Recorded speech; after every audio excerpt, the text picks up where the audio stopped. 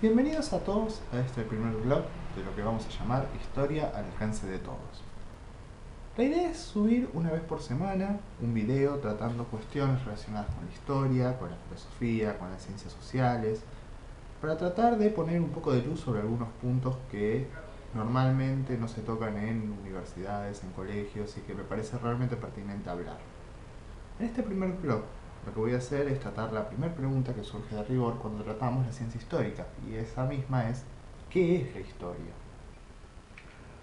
Para ser justos, en primera instancia tenemos que definir a la historia como una ciencia. Destaco la palabra ciencia debido a muchas críticas con base en filósofos y sociólogos de la doctrina positivista, donde buscaron a la ciencia histórica quitarle ese grado de ciencia, ese poder dentro de lo que es las humanidades. Esto es de una cuestión que nos remonta a la modernidad. Quizás en algún futuro blog estaría mucho mejor poder ahondar un poco más en esto. Como segunda instancia, la historia es una ciencia social, lo cual nos ayuda a delimitar primariamente el sujeto de estudio, que es el hombre y la sociedad en todas sus connotaciones. Se ha definido varias veces a la historia como la ciencia que estudia las acciones del hombre en el tiempo. La definición en sí es un tanto precaria. Vamos a tratar de desmenuzar esto y ver un poco por qué. Si bien es cierto que la ciencia histórica estudia al hombre y sus acciones en un marco temporal delimitado, la definición en sí misma podría definir otras ciencias, como pueden ser la sociología, como puede ser la antropología, cuestiones de filosofía también.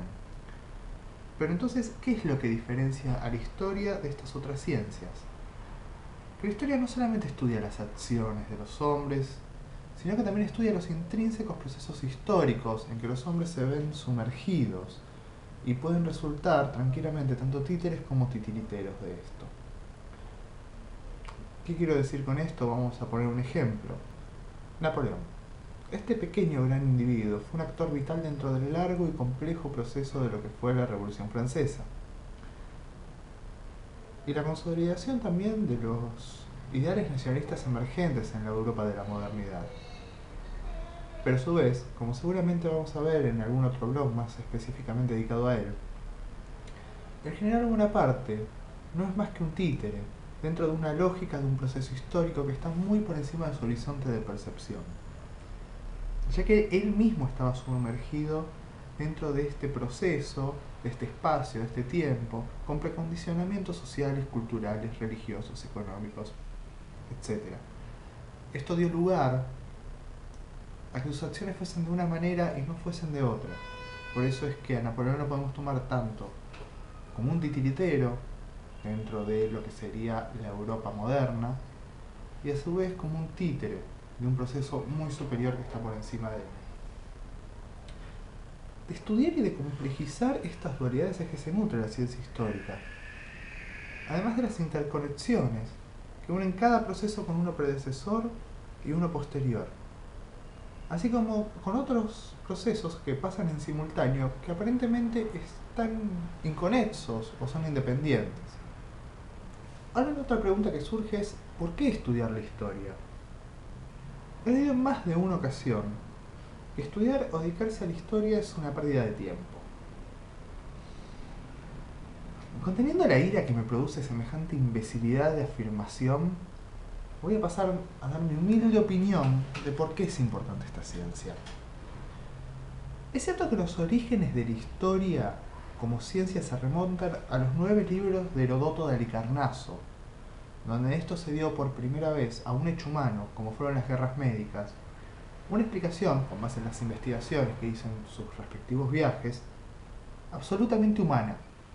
No hubo intervenciones divinas, no hubo intervenciones de los dioses olímpicos, por lo cual podemos hablar del inicio de la explicación de hechos pasados por mano y obra del hombre. Así es como nace la ciencia histórica en sí misma. Pero también, la primera vez en Occidente, que la ciencia histórica fue usada para una comprobación de hipótesis, podemos decir, en groseros rasgos, que fue en El Príncipe de Nicolás Maquiavelo. En el libro de él apoya su tesis en la cuestión de ciertas tipologías y métodos de acción para mantener los principados, los tres tipos de principados que él da, y para sustentar sus opiniones, utiliza la historia como ciencia. ¿Qué quiero decir con esto? Lo que hace él es decir, ante una situación X, actué de tal manera y fue para bien o fue para mal. Entonces así es como que él apoya su base argumental, lo cual fue una cuestión vital para la historia, porque el príncipe en sí de Nicolás Maquiavelo es el nacimiento de las ciencias políticas, por lo menos en Occidente. Y el hecho de que usase la historia como una ciencia auxiliar o como método de comprobación de hipótesis le dio un valor fundamental para el desarrollo y la competencia con otras ciencias. ¿En sí a qué voy con esto? Que estudiando la historia podemos prevenir cometer errores del pasado. O con ciertos recaudos se pueden implementar ciertas soluciones a cuestiones presentes bastante homólogas. Vamos a dar un ejemplo. El día que hoy estoy grabando el blog, en Europa no hay un muy buen clima. Hay muchos problemas con la inmigración siria, hay problemas económicos, más allá de que no los muestren, es una economía virtual que está a punto de desmoronarse, llámenlo problemas del euro, problemas de producción, lo que fuese. Hay problemas con terrorismo, hay problemas con el Estado Islámico o ISIS, el nombre que ustedes prefieran. Y todos estos conflictos están esperando una solución ya. No voy a decir que la solución está en el pasado, porque sería bastante ingenuo de mi parte, pero sí podemos usar procesos históricos que ya han pasado, sobre todo mismo en Europa, para tener por lo menos alguna idea de por dónde pueden ir las soluciones y por dónde no tienen que ir. Podemos tomar las cuestiones de las cruzadas, podemos tomar las cuestiones de las grandes inmigraciones de Europa durante las dos guerras, la Gran Guerra y la Segunda Guerra Mundial. Podemos tomar para la conformación europea el periodo napoleónico precisamente, cuando nacieron las cuestiones nacionalistas, cuando se dividió el mapa europeo. Obviamente la solución no está ahí, pero nos puede dar algunos puntos de partidas interesantes, por lo menos para no cometer graves errores como parece que ya se están cometiendo. Última cuestión sobre este punto. La historia no está completamente escrita. ¿Qué quiero decir con esto? Que es erróneo o ingenuo pensar que se sabe todo de todas las épocas. En el periodo de la antigüedad, si bien es cierto que tenemos algunas certezas, la mayor parte de las cuestiones son por convención y por consenso entre historiadores. No podemos afirmar que la polis ateniense fuese íntegramente de una X manera, no podemos decir que los sumerios tuviesen una X división social establecida, mucho menos podemos afirmar muchas cuestiones de la vida de los etruscos.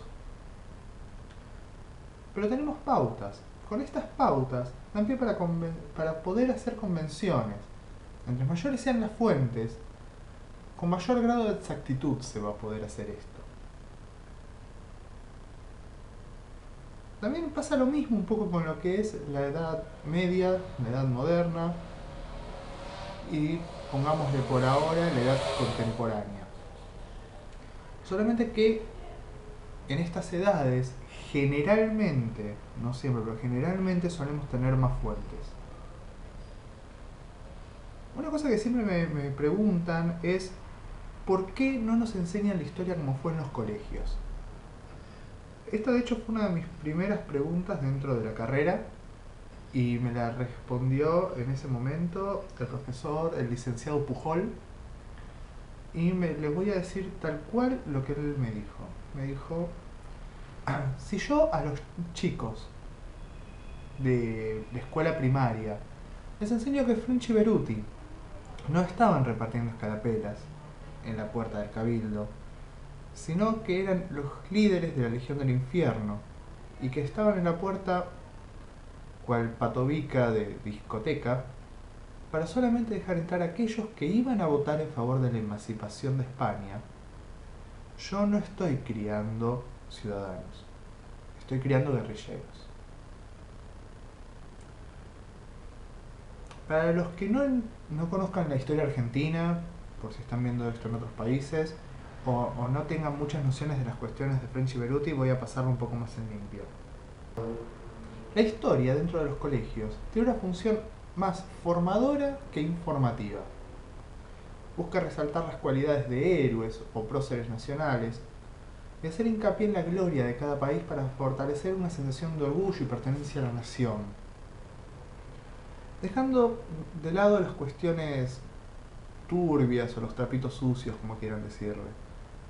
Y por otra parte, cuando se omiten cosas en temas tan complejos como feudalismo, suele ser porque los tiempos para enseñar algunas temáticas suelen ser muy acotados dentro de lo que son las horas de clase. Muchos profesores lo que prefieren hacer es acotar ciertas cuestiones para poder meter más contenido. No está mal, pero en mi opinión tampoco es lo correcto. Quizás lo más incorrecto es que estos mismos profesores, a veces, no todos, presentan un tema como terminado. Vamos a poner, por ejemplo, el feudalismo. Todos los que hemos visto feudalismo nos han enseñado un modelo esquemático de cómo era un feudo. Este modelo esquemático es exactamente eso, un modelo esquemático. Si alguno le hubiese preguntado, le pregunta al profesor cuando está enseñando esto, dígame un feudo que tuviese todas las características que usted me está explicando, el profesor o se queda en blanco o les miente. No está mal que para abarcar más temas a veces se compriman un poco algunos, pero no es lo ideal. Lo que sí me parece más que reprochable son los profesores que presentan estos temas, que son de una complejidad titánica, como asuntos ya resueltos y absolutamente cerrados por la historia. Me parece de hecho una falta de respeto a los grandes licenciados o a los grandes doctores que hay trabajando estos temas, que son eminencias y que hacen lo que más pueden para develar estos misterios, y a su vez una falta de respeto a la ciencia que ellos eligieron, porque nadie los obligó, de profesar, de estar como profesor delante de un aula. Me parece que es una falta de respeto hacia el alumnado también, porque no les están diciendo las cosas, porque no tienen ganas, no tienen tiempo o por mera ignorancia. Y no es así ser un profesor. Bueno, hasta acá llegamos con este primer videoblog. Espero que les haya gustado. Si les gustó, denme un like, así me entero también de que les gustó. Suscríbanse, así voy subiendo más cosas y quizás algunas les interesen más, algunas les interesen menos. Y justamente por eso les pido, por favor, si en la caja de comentarios dejan sugerencias para temas para futuros blogs, ya sea porque necesiten para repasar para algún examen, para ver si les puedo aportar yo algo que ustedes quizás no tengan en sus apuntes, o capaz por simple curiosidad de saber cómo era este X tema que nunca se tocó o del cual no consigo información. Yo, dentro de lo que mis posibilidades me permitan, les voy a dar mi opinión, haré lo mejor posible de mí, mis labores de investigación, para tratar de darles lo mejor de mí y de la historia. Desde ya les agradezco mucho el tiempo de haber visto este video. Espero sus comentarios, espero sus likes, sus suscripciones. Así podemos hacer algo grande y tocar una cantidad impresionante de temas. No solamente de historia, también de cuestiones de filosofía y sobre todo todo lo que tenga que ver con las ciencias sociales, más que bienvenido sea. Así que muchísimas gracias a todos de nuevo y nos vemos en otra entrega de Historia al alcance de todos. Hasta luego.